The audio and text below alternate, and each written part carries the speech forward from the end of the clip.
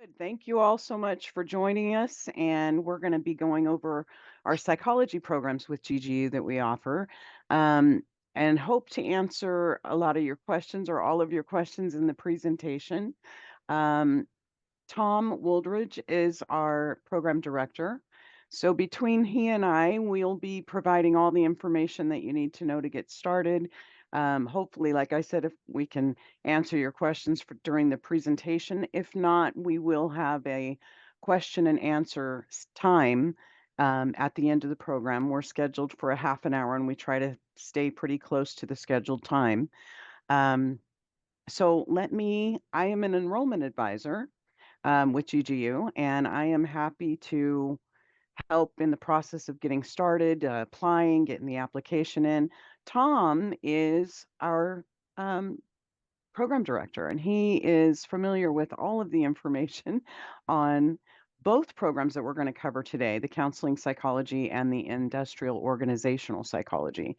So I'm Joey, and Tom, I'll let you introduce yourself. Yeah, hi everybody. I'm so glad that everybody made it today. It's really nice to see you here, see the interest in graduate study in psychology. Again, my name is Tom Wooldridge. I'm a department chair and associate professor here at Golden Gate. I've been here for about 11 years. I'm also a licensed psychologist and a psychoanalyst in a part-time private practice in the Bay Area, and an eating disorders specialist. So thank you again for coming. I'll pass it back to Joey, but I'll have a lot more to say here as we move along. Very good. So, GGU has been around for a long time. We're one of the oldest universities in California, starting in 1901. We are located downtown San Francisco. Um, we're one of the first universities to be able to offer online programs and flexible, meaning to go around your schedule. If you're a working adult, you have a full-time job, you're busy, life, is happening, we can work it to allow you to do these programs and to make it go around your schedule. We have 70,000 alumni and work with network professionals there. Our courses are taught by professors who are leaders of the Bay Area. You'll learn both theory and practice that you can apply to the real world. I have to say, um, our faculty is one of the best that I've worked with. I've worked with many schools in higher education, and I have to say, um, they're very engaging, they're very approachable, and they're there to help, and they want to see your success as a student. Um, Tom, take it Yeah, away. so sure, absolutely. I want to tell you a little bit about GTU, which is an institution that I feel really positively about. Otherwise, I wouldn't have been here for over a decade. Golden Gate is a private nonprofit university. It's been around for over 100 years. So we started in the early 1900s as part of the YMCA as a law school, and then have had a long history since that time. And with psychology in particular, gosh, for well over 20, maybe 30 years now, have had psychology degrees. We're a WASC accredited university, which is the same accrediting agency that accredits universities here on the West Coast, Stanford, UC Berkeley, et cetera. We're known for our small class sizes and personalized instruction. So our faculty are practitioners in the field who come in and teach for us and can bring in what they're actually doing in the field as part of your instruction. So it's a really interesting way of bridging education and practice. The average student age is 30, but that can be a little misleading. We have students that are, straight out of college, and we have students that are in their 60s, 70s, and beyond. We're known as an adult learning school. So a lot of people that come to GGU are also working or have families. They're involved in a career transition. Our classes are known for their flexibility in terms of scheduling and timing. Our degrees are built to be as flexible as possible to accommodate whatever else is going on in your life. We offer courses year round on a trimester system, so spring, summer, and fall. Each is 15 weeks, and as you'll see, you can begin in any term, and you can take every term, you can take terms off. Again, it's all part of the flexibility. So, just moving right along here, I want to start to tell you about the two different degrees that we offer in the psychology department. There are two, the counseling psychology master's degree, and then the master's in industrial organizational psychology. And I want to talk to you about both. We'll start with the counseling psychology degree. So, the counseling psychology degree is designed to train you to become a licensed psychotherapist, right? So two goals there. One is to train you to become a psychotherapist, to actually work with patients in different contexts, could be individually, couples, families, groups, etc. And then the second goal is to prepare you for the licensure process, right? We'll talk a little bit about the licensure process as we go along. So it's a 60-unit degree, which is the smallest that a degree can be and still meet the board requirements in California or most states for licensure. And it's offered in three different formats. So I want to really kind of clarify the three different formats that this degree is offered in. Two different online formats. So one is a live online format. And what that means is that classes basically happen over Zoom, right? So it's like a Zoom classroom. It's a live synchronous learning experience. Each class meets once a week for 2 hours and 40 minutes, and classes are scheduled at 4 p.m. or at 6:50 p.m. So in other words, late afternoon and evening, right? So you're joining your classes online late afternoon and evening, and it's a live synchronous class experience. The second format is an asynchronous format. And what that means is that it happens online, but lectures are recorded. Discussions happen asynchronously. You're not live in the classroom with other students. And so there's more flexibility, right? You don't have to show up for a particular class time, but it's still online. And then the third format is a hybrid format where 20% of the learning happens on campus and the remainder happens in this live online Zoom-based learning format, right? That's the hybrid format. So you come in usually twice a term during designated campus weeks and have class on campus, and then the rest of the time you're meeting weekly over Zoom. Now, one thing I really want to be clear about is you don't have to choose. So you can mix and match these different modalities. You could take everything hybrid, you could take everything asynchronous, you could take everything, live conference, or you could, take one course in one format, another course in another format. And that makes sense because, let's say you really like the live interaction, but you feel that, say, research methods, you don't necessarily need that live interaction. You could take it asynchronously for greater flexibility. In terms of requirements, we don't require the GRE or the GMAT. The program, it can be completed in less than 2 years, but I want to add some qualifiers there. It depends on how many courses you take a term, right? If you take 3 courses a term, you'd finish the degree in about 2.5 years. I've seen people finish it in a year and a half because they're taking, say, 5 courses a term. That's hard. But somewhere between 2.5 years would be standard. Of course, if you're enrolled part-time, taking just say 1 course a term, it'll take longer. Joey, you want to go to the next slide? So a few different things I want to say about the program. There's a lot of kind of questions that people usually have, and I'll do my best to answer anything I miss in the Q&A. I'm also going to hold office hours next week, and I'll share a link in the chat towards the end if you want to pop in at some point and ask me other questions. So one question people often have is licensure, right? If you want to be a psychotherapist, you need to get a license. And in California, there are 2 relevant licenses. Those are the MFT and the PCC, Marriage and Family Therapy, Professional Clinical Counselor. In the United States, licensing happens at the state level. So there is no national license, right? All states license by the state. So we're designed around the California requirements, but we also meet the requirements for many other states. It's quite typical for us to have students in other states, Texas, New York, wherever. So if you're interested in pursuing licensure in another state, you really want to do your due diligence about what that state's requirements are. And the best way to do that is to get familiar with what those requirements actually are. So I'd really recommend that if you have questions about licensure outside of California, just shoot me an email.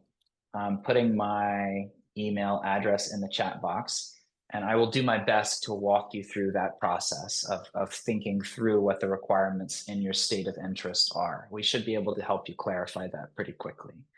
Most people who graduate from our program get the MFT or the PCC. Some states also have other licenses that may apply. So, as you probably know, there's an incredible demand for psychotherapists right now in California and throughout the country. We're not finding at all that our graduates are struggling to get jobs. There's a high demand, high growth at the moment. And this program is really designed either for people who this will be their first career or it'll be a career transition for them. It's a broad-based curriculum designed to teach you to do relationship-centered psychotherapy. So psychotherapy that really takes the needs of the patient in front of you seriously. As part of that process, you participate in what we call a clinical traineeship, where you're actually working with patients under supervision. And you gain hours as part of that process that count towards your hours for licensure. You get about 1,000, somewhere between 1,000 and 1,200 hours total that count towards your license. We have a full-time internship coordinator who maintains relationships with traineeships all over the country. We work with you to review your CV, to go through interviewing skills, to apply to different agencies, to place you at agencies to complete your traineeship. People often have a lot of anxiety about that.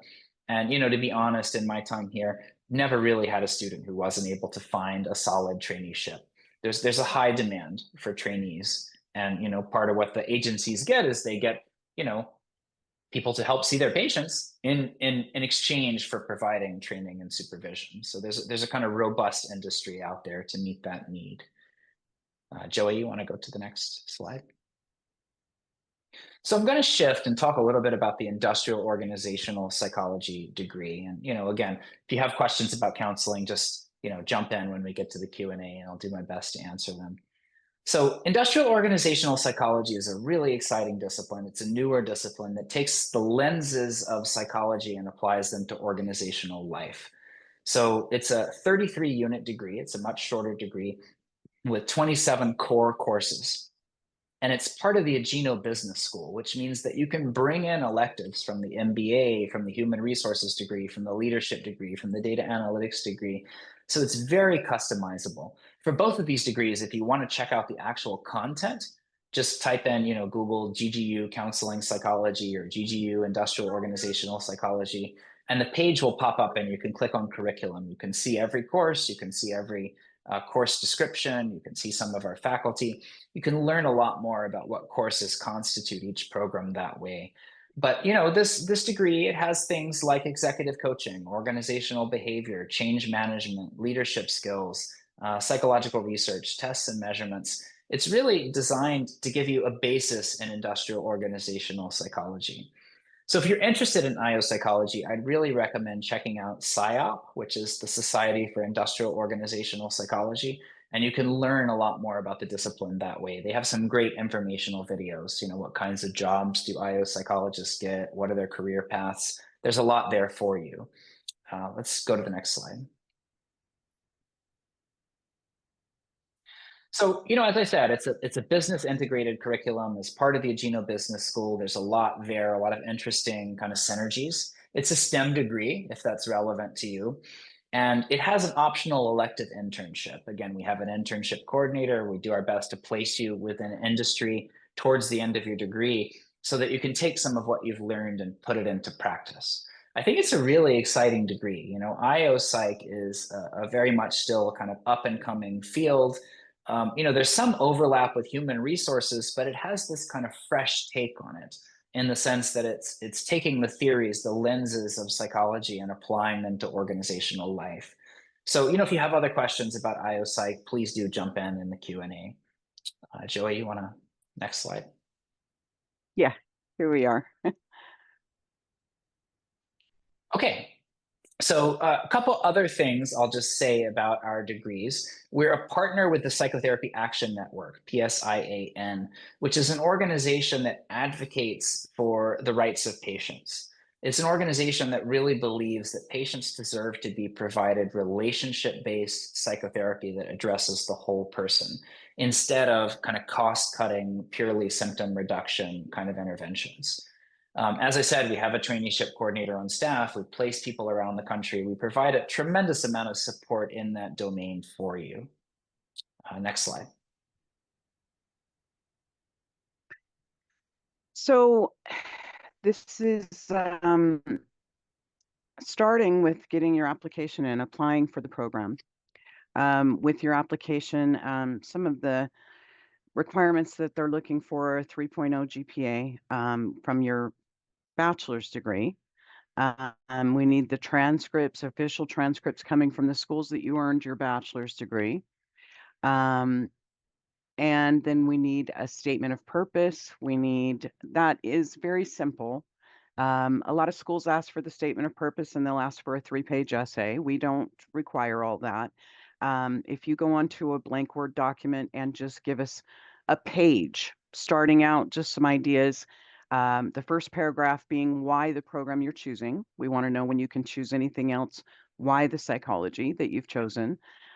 Second paragraph being future goals with getting the degree. What are your future goals with this once you have the degree in hand?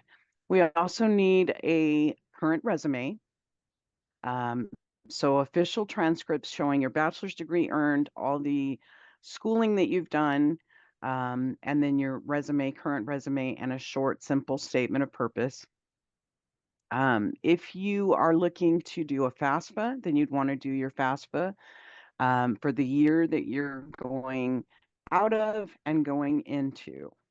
So for the fall term, you do a FAFSA every year on the fall term. Our school code is here if you want to take note of it. And if you need additional help with the FAFSA, we can help. As an enrollment advisor, I'm here to help you with every aspect of getting started, getting the documentation we need, getting the application submitted and your FAFSA submitted. We also have student services that can help you make payment arrangements. So if there's anything extra for not enough that's offered to you, you can always do a payment arrangement with the student services department. We have, and also any of our enrollment advisors will go over in depth if you have questions about the documentation needed, the specific questions that you have about that. We're here to help all the way through, and you can schedule an appointment with us to help you through the process there. Our first deadline would be July 13th. For the fall term coming up, we're going to start on September 7th. So our first deadline, we always have two, will be July 13th. The final deadline would be August 17th. That means to have the application, all the documentation that we need already in and submitted to our admitting team to get your admissions decision by this August 17th, so those can be processed. The application does have to be done in one sitting. So you're not able to go in, you can create an account. You have to create an account so you're on system, and then it'll tell you from your home page to start your journey here. That'll allow you to start your application. Be ready when you're starting it to finish it. It takes about 10 minutes in one setting. If you have any trouble with it, again, the enrollment advisors are here to help you with the process. But it in one sitting. A lot of other applications, the reason I want to make sure you understand that is a lot of people can start an application and then you save it to where you left off and then finish it later. It will not hold your information. That's why it has to be done in one setting. Tom, did you have anything else more to say? Yeah. Thank you. I mean, the only thing I'd add is if you have an undergraduate GPA of less than 3.0, don't let that deter you. So, No. if that's your situation, reach out to me, shoot me an email, we can talk. We certainly understand that people can be in whatever situation or frame of mind they're in when they're an undergraduate and sometime later decide to go back to graduate school. So we really do take, the whole context into account.